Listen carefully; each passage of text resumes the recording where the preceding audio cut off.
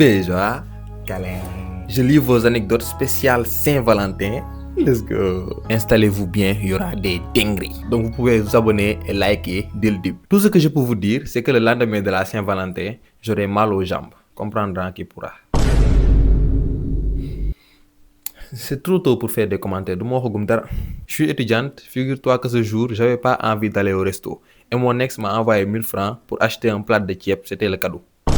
1000 francs cadeau Saint-Valentin. Ok. C'est trop tôt quoi. Commentaire quoi. Un jour, j'étais avec mon copain dans sa chambre et puis quelqu'un sonna à la porte. C'était mon ennemi juré, une fille de ma classe. Et elle avait l'œil sur mon homme, genre elle était fou de lui là. Et ce jour-là, mon copain m'a enfermé dans la chambre, mais j'ai frappé de toutes mes forces jusqu'à même casser la porte. Et j'ai trouvé mon homme avec cette en train de faire d'oro sur le salon. Mais j'ai rien dit, je suis allé à la cuisine et j'ai fait bouillir de l'eau chaude pour venir les arroser toutes les deux. Je voulais juste sortir ma haine, c'est pas la méchanceté d'elle. C'est trop tôt. Vidéo banque doit commencer, c'est trop tôt pour écrire des histoires. On n'est pas sur Novelas, on n'est pas sur Bollywood, on n'est pas sur Hollywood, on n'est pas sur Nollywood, on n'est pas sur Marodi, on n'est pas sur Evenprod. C'est quoi ça? Genre yow da nga bind ay anecdotes juste pour me lire ko. En plus xolal quatrième bi troisième bind na 4 anecdotes différentes te 4 yëpp mënu ma ne du dëgg parce que j'ai pas de preuves, mais c'est des histoires à dormir debout. Bon, maintenant, quelques jours avant Saint-Valentin, j'ai rencontré une fille dans la rue et elle me plaisait. Donc je suis allé la voir. Légui nak, elle m'a donné son numéro pour qu'on fasse connaissance, tu vois. Légui nak, ñu wax WhatsApp, on rigolait et tout. Légui la veille du Saint-Valentin, je lui ai demandé si elle était célibataire, tu vois. Elle m'a dit non. J'étais content. Donc je me suis dit, je vais attendre demain pour lui avouer mes sentiments, pour que ça soit plus romantique. Les jours Saint-Valentin, je toog seen côté cœur di ko xaar pour lui faire la surprise. Légui mom nak mu rom ma avec un gars, mané ko mu ne ma mané ko ki kan la, le gars me répond en disant qu'elle était sa copine. Or elle m'avait dit qu'elle était célibataire. Légui ma mère, mais donc ma tok di fen nan copain qui bëgg la dalay tromper, sort avec moi et tout ça. Ma fen ba son. Après copain on mère ne ko suñu digante na fi yam. Man tamit mo wax ko lolu comme si on était ensemble. Après man de copain om ñu wax copain om nek ci chagrin mi waxtaan ak mom nak nan ko ki baaxul war nañu def li. Depuis ce jour, mon copain est xarit lañ. Coucou Josta, le jour de la Saint-Valentin, ma meilleure amie et moi avons programmé de passer la Saint-Valentin ensemble avec nos copains. J'ai envoyé un message à mon copain pour lui informer que ma daronne était derrière moi et a tout entendu. Le moment pour moi de partir, elle a fermé ma porte de ma chambre et j'ai pleuré toute la nuit. Le matin, elle m'a pas parlé et elle m'a dit viens laver les assiettes. C'est bien. C'est bien, merci Daron. Péjoa, câlin. C'était le 14 février 2023, ma ànd ak sama copain dem doxantu. Yow daal ñoo dox ay 5 minutes yooyu rek ma commencé saf te xaw ma woon lu may def. Après ma commencé di paniquer. Yow daal ñoo dox tuuti rek gis benn resto ma ne ko ñu dugg si biir. Après mu ne ma ok. Après ñu toog commandé ma ne ko xaaral ma dem raxasu mu ne ma ok rek ma gaawantu dugg si douche yi dankaas fa yu rëy te gaaw. ñàkk nañ jom. Après ma laaw vite fait rek génn mu ni ma yow yàgg nga de ma ne ko damaa doon defaru mu ne ok. Après on a mangé vite fait ku nekk ñibbi sa kër. Yow daal maa toog tuuti rek waa ji dugal story ne bàyyi leen soo leen àndee ak seen copain yi di puub yar leen seen taat yi. Rek ma xam ni man lay waxal mu rus bay bëgg a dee waaye bloqué naa ko depuis jour boobu. Bon, quand j'étais en 6e, j'étais tombé amoureux d'un élève de terminale. 6e ba terminale. Et le jour de la Saint-Valentin, j'avais décidé de le draguer.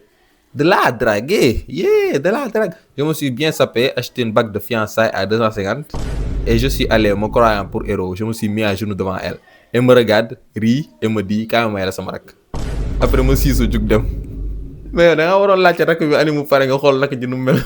La fois où ay élèves du primaire ñëw secondaire bi dans ma classe ak ay fleurs, lettres ak chocolat, chips, bonbons, poupées, n'importe quoi. Naan ma je t'aime, accepte de sortir avec moi. Tout cela devant mes camarades et le prof. J'avais juste envie de disparaître. Da nga waroon def comme kii rek anecdote bi passé nga ne ko kaay mu may la sama rak. Bon, un jour de Valentin, précisément l'année dernière, je me suis bien sapé, costume, fleurs, etc. J'étais en mode gentleman, bref. Tout cela pour aller voir ma bien-aimée. Au début, j'étais très confiant, mais quand il était l'heure d'y aller, j'ai commencé à stresser, car presque toutes ses copines de classe étaient autour d'elle. Mais je marchais pour venir, j'étais derrière ma bien-aimée, puis je me mis à genoux. Puis ses copines la regardaient et faisaient des gestes étranges. Et après, elle s'est tournée, puis je me suis aperçu qu'elle tenait une fleur que je ne lui ai pas donnée. Finalement, elle me dit qu'elle m'aime plus et elle m'avoue qu'elle me trompait depuis 3 mois. Jusqu'à présent, j'ai mal au cœur. Quelle misère. Goumen Valentinal. Bonjour Josta, je voulais te raconter une anecdote qui s'était passée l'année dernière, le jour de la Saint-Valentin. J'avais une copine super belle, gentille et tout. Et le jour de la Saint-Valentin, j'ai offert des fleurs et du chocolat à ma copine. Puis la nuit, je lui ai fait une surprise à l'amener dans un superbe resto et prenait des snaps et tout. Et là, c'était l'heure de commander. À la base, elle a dit qu'elle avait déjà dîné chez elle. Mais elle a quand même commandé, pas pour elle seule, mais elle a aussi emporté pour toute sa famille.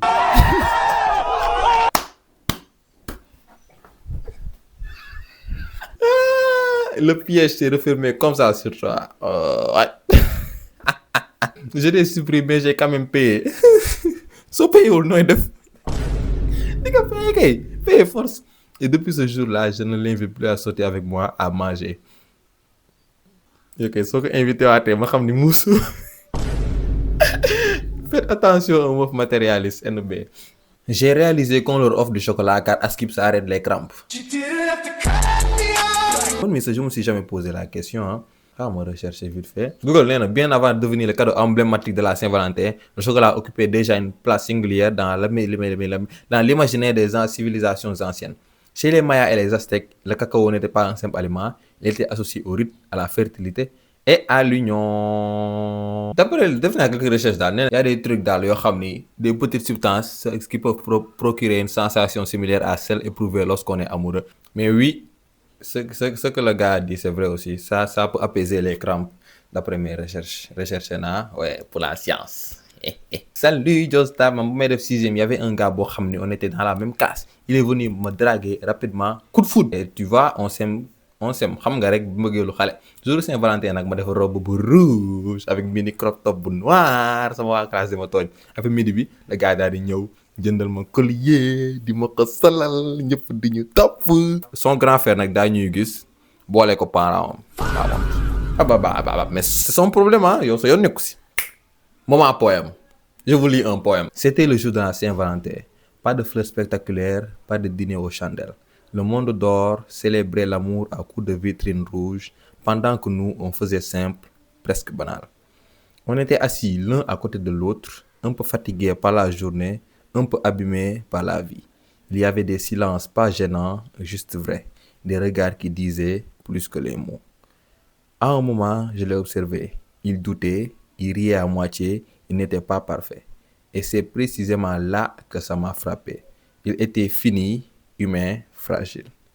Et pourtant, dans ce 14 février ordinaire, j'ai vu quelque chose d'immense, la promesse discrète de tous les possibles. Ce jour-là, j'ai compris que l'amour n'était pas une démonstration, c'était un choix.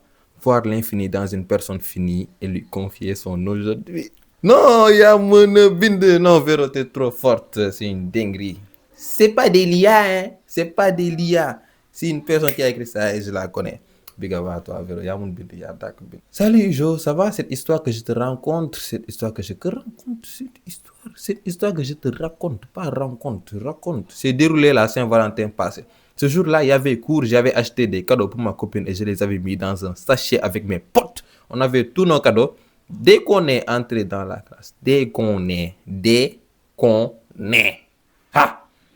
entré dans la classe, ils ont commencé à crier. Il faut savoir que j'avais dit à ma copine de me retrouver dans la classe à l'heure de la récréation pour lui remettre son cadeau. 1 heure passe, c'est l'heure de la récréation, je lui donne son cadeau et là, bam, le surveillant arrive et nous dit donc c'est ça vous faites. Ah oui, c'est ça. Ah, c'est ça. Ah, c'est ça vous faites. C'est ça vous faites quand j'ai le dos tourné. Hein. Suivez-moi dans mon bureau. Il a convoqué mes parents et celle de ma copine. Et là, on était en train de dire que c'est son anniversaire, que c'était cadeau d'anniversaire et tout. Mais ils ne nous ont pas cru. On nous a renvoyé 3 jours. C'était le pire Saint-Valentin de toute ma vie. Et après, comme si ça ne suffisait pas, ma copine m'a lâché soi-disant que ses parents ont dit qu'ils ne voulaient pas de notre relation. Et que j'étais beaucoup plus grand qu'elle, dinguerie. I don't know. I even don't know. Coucou, Joestar. Ñun nag chaque année dañoo doon organiser Saint-Valentin léegi ñoo amoon benn xarit bu tudd Menge ñu invité ko ndekkee bi muy ñëw demandé wul permission à ses parents yow daal ñuy fet di kaf di foo ba ci yàgg ñu gis benn vieux bu yor xiir ñun ñëpp di ko xool paa bi ñëw ba ci Menge rek ne ko wurit ah 3 fois wurit gauche droite talonné rek Menge daal di lan mais nga daal di lan ndekete kooku papaawam la waaye Saint-Valentin boobu duma ko mës a fàtte. Salut, je suis Sunshine et je fais partie de l'ASC Dankax. Ah mais léegi dafa am présentation ak ASC Dankax ak tout ça mais niveau. Bon, je vous raconte, moi en fait je suis une meuf random mais genre un peu intelligente. Genre elle n'est pas intelligente, elle est un peu intelligente. Tu vois, elle est pas intelligente, elle est un peu intelligente. Machallah laf cat. Lat cat. Machallah lat cat. Pas laf cat, lat cat. OK. Elle est un peu intelligente et lat cat. Lat cat. Bref, moi j'aimais. Ah ouais. J'aimais. Elle aimait. J'aimais un gars depuis le CI.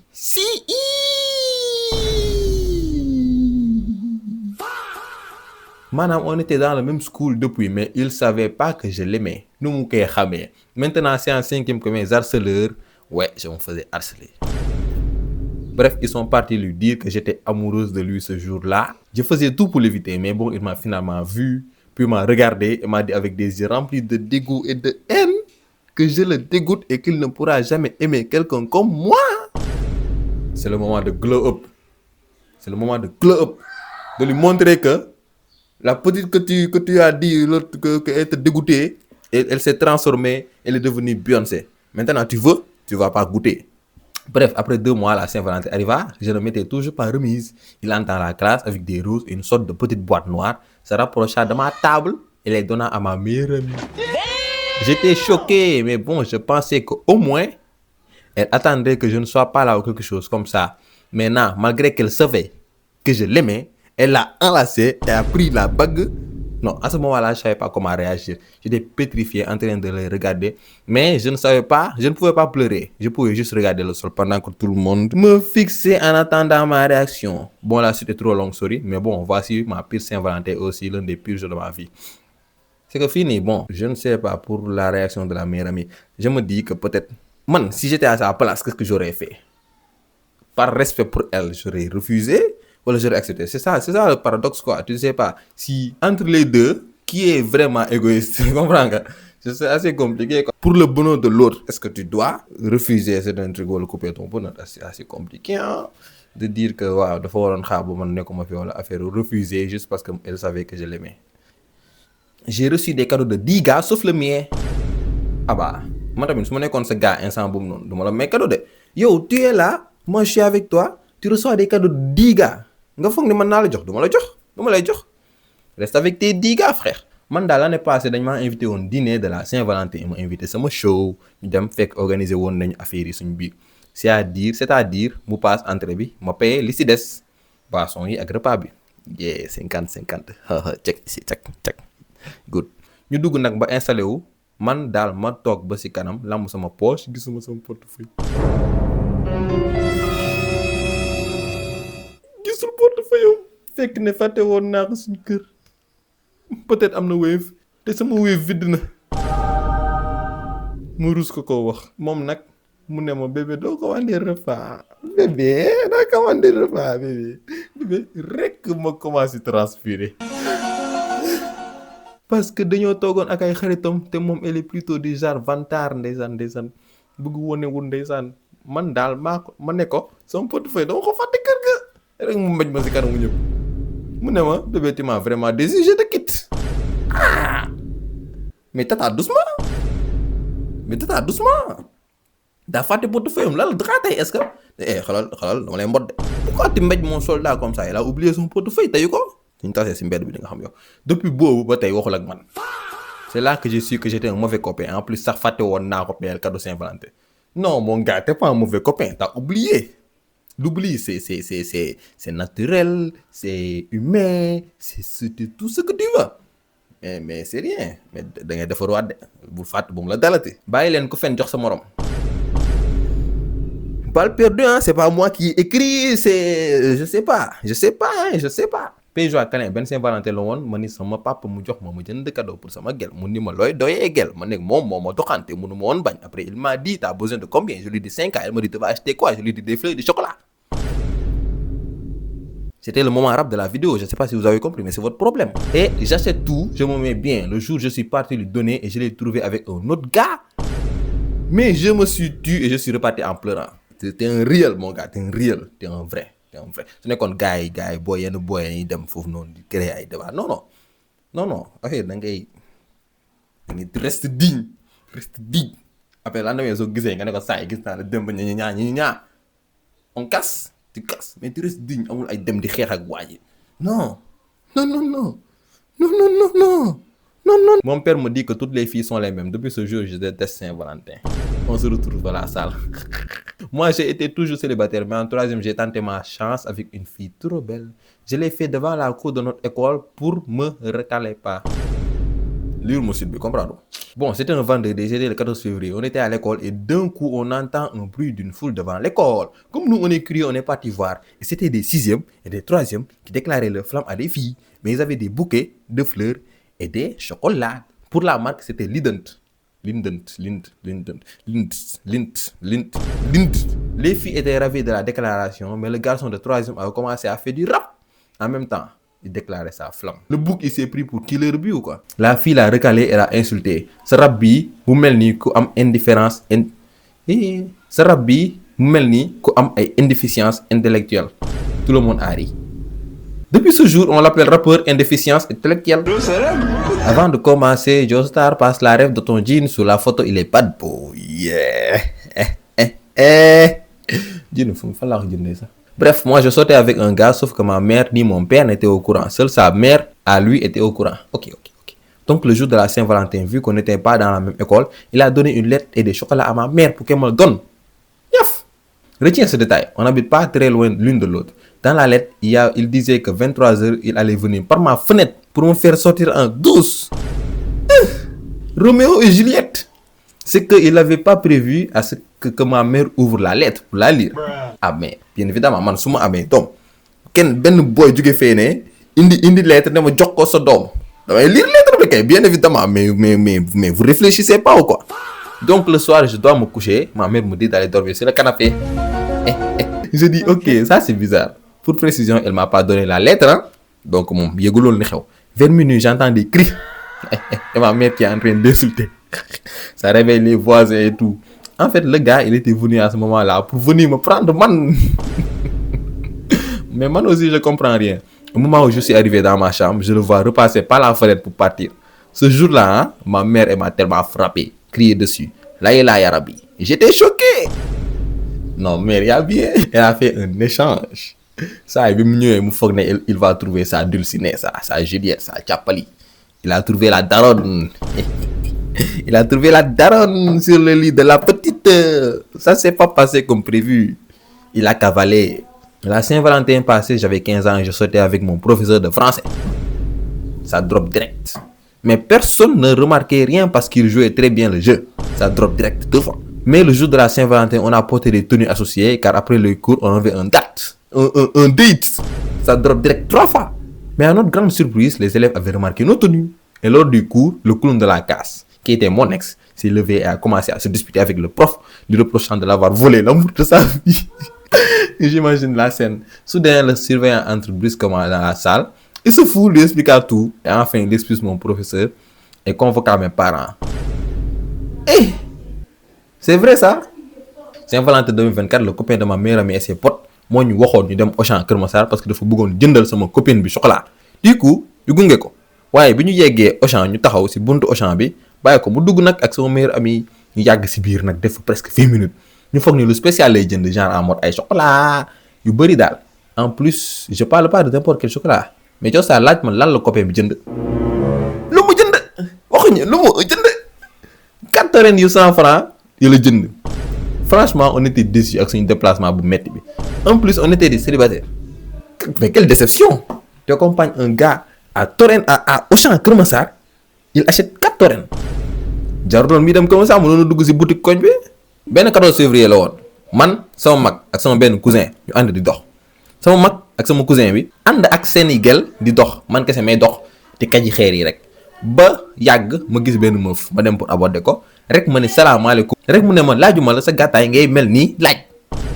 Jour boobu reeruma ba la 15 ma mere suñu waa gaale yëpp. waaye mere nga ku la deful dara mere nga ku la deful dara mais su ne ko man tamit du ma reer ah su ne ko man tamit du ma reer moom su ne ko man moom du ma reer du ma lekkati ceeb damay bàyyi lekk ceeb. Puis jour câlin en fait quand on était petit j'entendais beaucoup parler de la Saint-Valentin sans savoir ce que c'était. Un jour, j'ai demandé, on m'a dit que la Saint-Valentin était une fête pour les amoureux. J'avais pas de copine, j'étais trop jeune pour en avoir même. Alors je suis parti chez une vendeuse qui vend des sucettes en forme de rose. Je suis rentré chez moi et je l'ai donné à ma mère en lui disant: tiens maman, c'est ton cadeau de Saint-Valentin. Oh my God! Elle en avait les larmes aux yeux et ça reste mon seul et meilleur souvenir de la Saint-Valentin. Oh my God, mais toi t'es bon, hein? À part ça, j'adore ce que tu fais, vraiment t'es le meilleur et big câlin pour toi. Non, t'es le meilleur toi, big câlin pour toi aussi. T'es un bon. L'année dernière, moi et mes potes, on a décidé de mettre des fausses cartes dans le sac des gens avec les noms des garçons de notre classe. On l'a fait, sauf que pour chaque nom, on l'a écrit 2 fois pour chacun. Le lendemain, à la récré, les filles sont allées chez les garçons pour leur demander. Nous, on était en train de regarder tout en riant. Le lendemain encore, les gens de la classe ont pris le cahier de tout le monde pour regarder les écritures de qui. Après, ils ont remarqué mes écritures, mais ils se sont arrêtés là-bas. Ils ont même regardé celles de mes copines. Après, ñu ne ma suñu wàccee dinañ la nokk. Man ne leen sama xarit yi si lañ bokk gëmuñu ma. Mais toi aussi ñu jàpp la yow nga boole say xarit yow lañ jàpp gérer sa bopp say xarit bu leen boole. Après bi ñu wàccee ñu topp ba suñu kër xëpp ma suuf di ma sànni ay xeer. Après bal lañu ma mais dinaa ko defaat année bi. Amoo benn jom yow tamit. Man daal suñu benn ancien waa classe bu beau on s'envoie des messages au fil des temps on devient un couple. Léegi nag jour Saint-Valentin le soir mu ne ma kaay ñu dem resto ma ne ko d'accord mu fenn samay parents ne leen sama meilleur ami bi laay àndal. Mais mon père il est inspecteur. Bu bàyyee ba ma dem resto nekkete mon père a appelé les parents de ma bestie ñu ne ko man nekkuma fa. Sama papa ñëw il avait ma localisation. Il m'a trouvé dans le resto. Quand je l'ai vu j'ai voulu courir mais il arrivait vite. Il a giflé mon mec et m'a traîné dans la voiture. Arrivé à la maison, on m'a traité de tous les noms, surtout ma tata cette année-là. On m'a pris veille de sortie, plus retrait du tel et punition. On m'a terrorisé, la honte de ma vie. Depuis ce jour-là où je sors, mon père il m'amène. Maintenant, le mec a raconté à toute l'école que son papa de dof. Les garçons m'évitent comme la peste. Ouais, du mot yéy. Avertir les autres garçons. Waouh, faut avertir, faut pas. Faut avertir tout le monde pour que tout le monde sache. Il faut mettre en sécurité les gens. C'est pas sûr d'amour. Yow dinañ la doog yow lan la yow lan la. Yow mi yaa yàq sama Saint-Valentin l'année dernière.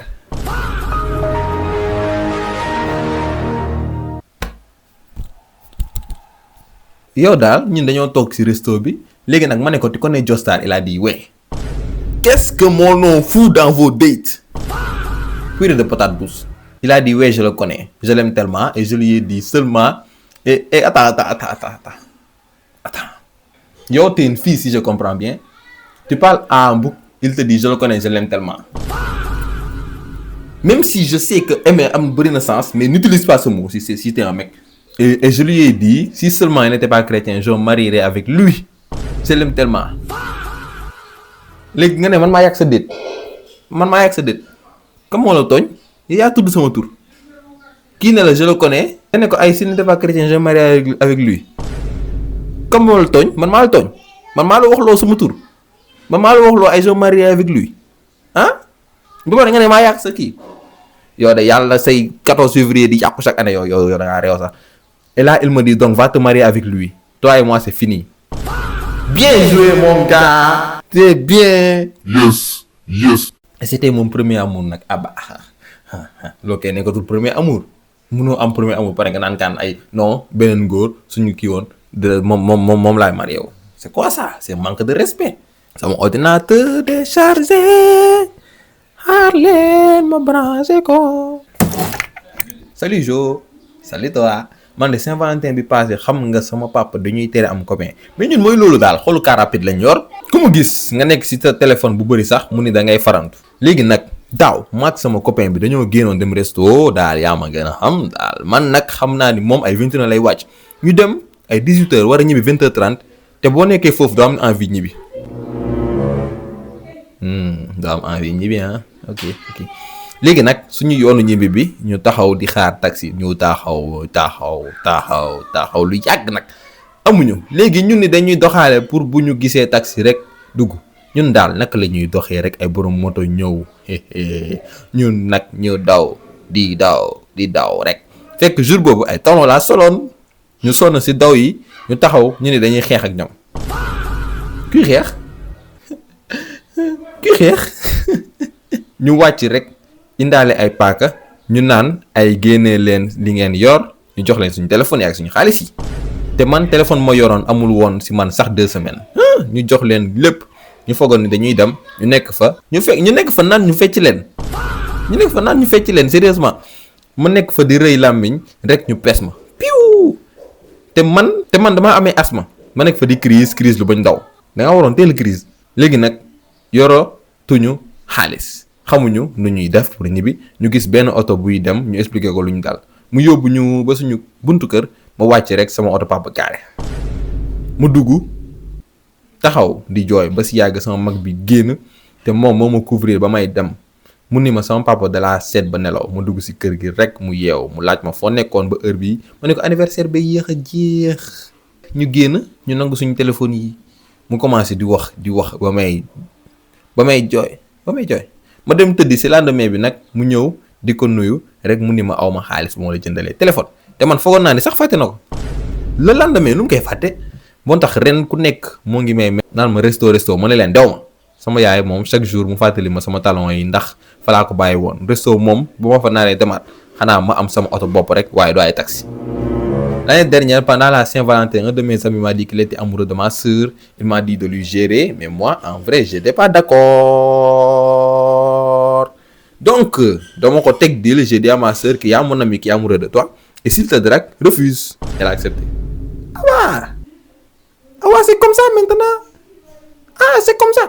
Je suis allé dire à mon ami que je l'ai géré, à toi de jouer. Il est allé la draguer et s'est pris un râteau. Il est venu me demander pourquoi elle a refusé. Je lui ai dit, peut-être elle a changé d'avis récemment. Meilleur ami su fekkee yaa ngi seetaan vidéo moom la de moom moo ko def gis nga xam naa ne xamoo ko woon léegi raconté na ko fii léegi man wax naa la ko comprendre nga soo demee nga laaj ko lu tax laajaat ko lu tax bi ma demee si sarak mu bañ dégg nga moom moo ko wax mu bañ tu vois plot twist. Salut Josta, j'espère que tu vas bien et ta famille se porte bien. Yeah.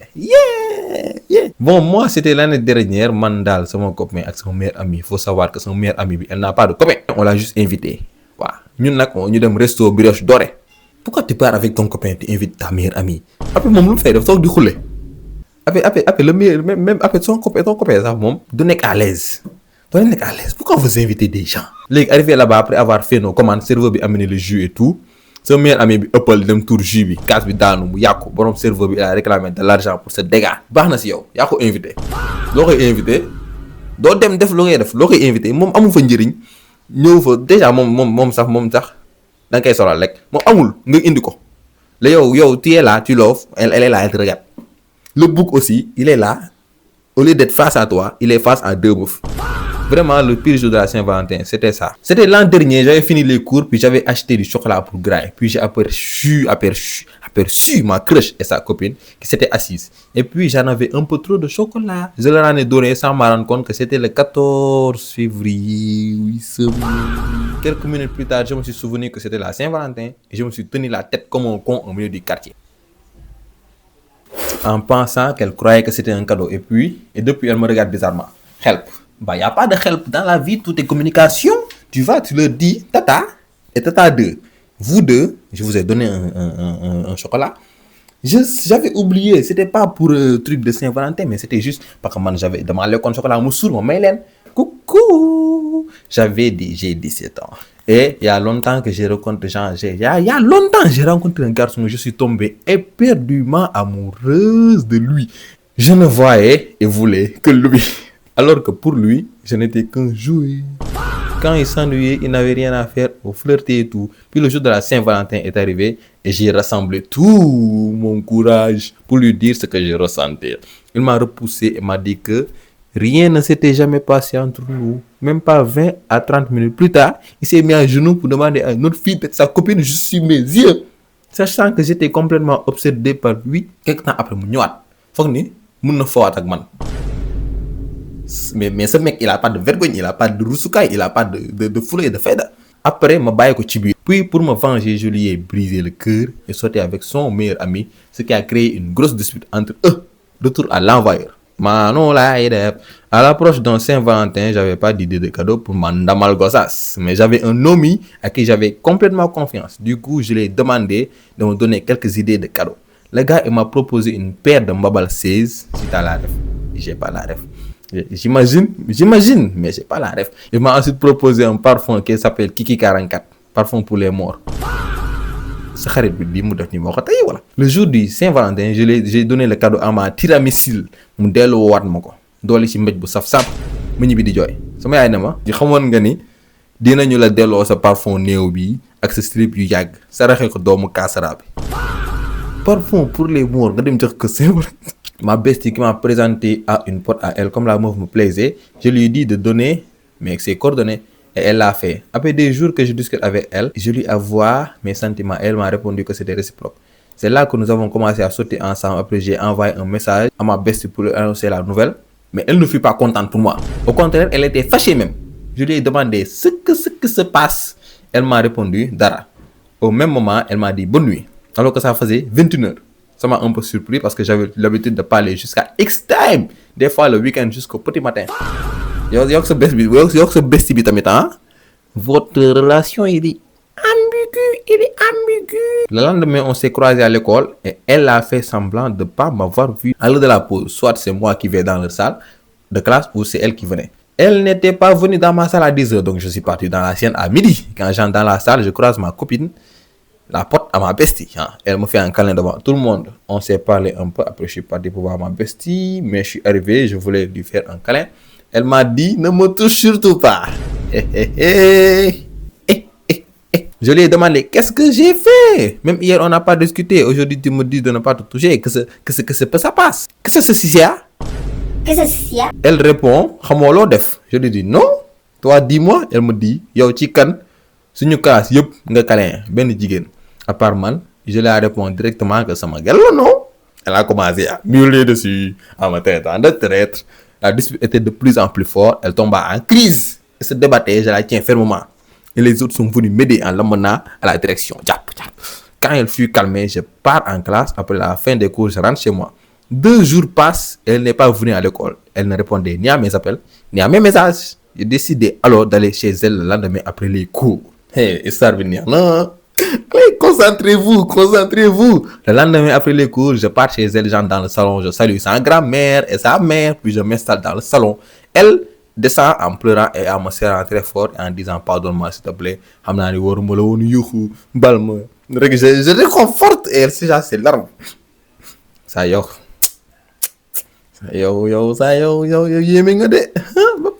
le conflit était oublié, mais moi, bête que je suis, je pose la question encore. Elle me répond, pour lan nga koy câlin sama kanam. Je la demande de me pardonner et elle a répondu à une seule condition, que nga baye gel bi. Je dis que non, parce que j'avais déjà programmé quelque chose pour la Saint-Valentin. Je dis, toi et moi, on va fêter la Saint-Valentin ensemble.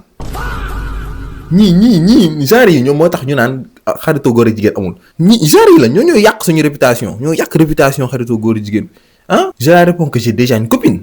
Elle réplique, t'es à moi. Ah, t'es à moi. Ni pour elle, ni pour personne. Et avec une voix bonassante. Je lui dis, dinaa la jëndal chocolat noir ak rose. Ça yow moom yow kon est-ce sànq ba tey maa ngi wax si xale jigéen mais yow yaa gën a yéeme histoire bi. Jour Saint-Valentin, moi et ma copine, on était dans un restaurant, on mange et boit. Vers 23h40. Attends, mais gars, am ngeen xaalis di dugg ay restaurant di dem. Comme ça, je la donne mon cadeau. C'était un cadeau avec chocolat et bouquet de fleurs.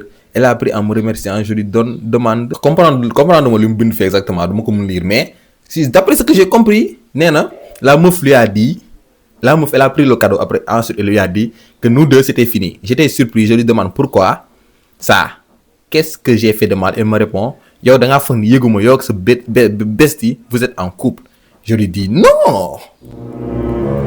On est en couple. Non. Elle réplique, même sans lolo, moi, je ne t'aime plus. Ah bah, elle a changé d'avis. Je lui dis, ok, c'est bien. J'ai récupéré mon gâteau et mes roses, payé les plats et jus que j'ai mangé. Puis je suis parti chez ma bestie avec les cadeaux. Yo tamit yo saay nga de yo nekk yow depuis le début yow bestie bi ngay xool nga sañoo ko woon wax dara moo tax yow da ngay tappale rek yow yi tappale kat nga. C'est ce jour que j'ai vu la beauté de ma bestie habillée d'une robe rouge avec une fente. Yow tamit yow yaa ngi doog a wax ci saa yi sa bind bu gudd bi yëpp ay non damaa demoon si bés bi xarit bés bi non sama bés bi moo ma def lii sama bés bi moo ma def laa yow tamit yow bañoo yow yéen ñaar c'est que yéen ñaar. Elle m'accueille avec un câlin, je donne les cadeaux, on passe une belle soirée. Au moment de rentrer, elle me donne un box comme cadeau de Saint-Valentin. C'est normal ça? C'est normal ça? C'est pas normal. C'est pas normal. Yéen a yàq deru xaritoo góor ak jigéen. Qu'est-ce que vous nous avez foutu comme ça? Tout ce charabia là pour que vous vous mettiez ensemble rek après. À l'époque, je sortais avec une fille juste 2 jours avant la Saint-Valentin, je lui laisse un message sur son téléphone. Sur ce répondeur de téléphone fixe, sur le lieu du repas, dans un joli restaurant. J'étais assis à ma table et une fille s'était assise et me dit bonjour, je suis l'ami de X qui ne viendra pas et je suis là pour te l'annoncer. Elle m'a expliqué que j'étais un coup de passage. J'ai fait ouch, une claque dans ma face. Et du coup, je lui ai demandé de dîner avec moi car je ne voulais pas manger seul. On a papoté pendant plus d'1 heure et le feeling passait bien. Du coup, on est sortis ensemble. Maintenant, ça fait 36 ans que nous sommes ensemble et on va toujours au même restaurant. Voilà, bonne fête des amoureux. Applaudissez tonton et tata. Vive l'amour. Tu vois, ça c'est des preuves que oui, l'amour existe. Bien joué. C'est pas ces questions de... Ça fait 36 ans qu'ils sont ensemble, frère. Alors qu'à la base, lui, il m'a envoyé un message à une go et c'est l'autre go qui est venu. Tu vois, longue vie à l'amour. Vous voyez, c'est mon anecdote, il y a tout âge. Il y a tout âge. Il y a tout âge. Il y a tout âge. Donc, ce Saint-Valentin, c'était le pire et le dernier. Je me suis réveillé comme d'hab en ayant un sourire élégant. Je suis allé à l'école en voyant mon mec. Je suis allé à sa rencontre en croyant qu'il allait me donner un cadeau. Mouné, ma récréation, me rejoindre. Moi qui croyais qu'il allait me faire une surprise, je suis venu et j'ai vu tous ses potes derrière lui. Avant même de comprendre, son mram, il me dit qu'il sortait avec moi pour un pari. Et tous ses amis ont ri de moi. En plus, il a acheté avec ta moche. Tu crois que je vais t'aimer? Depuis ce jour, j'ai peur d'être en couple. C'était en France. Et c'est vrai, je suis trop traumatisé à cause de lui. Pourquoi vous avez traumatisé... pourquoi vous avez traumatisé... Arrêtez de traumatiser. Traumatiseur. Mais en vrai, on joue pas avec ça. Je suis fort. Moi, c'est des paris à faire. C'est trop méchant de faire ça, frère. Coucou, Joe Star. Bon, c'est pas Joe.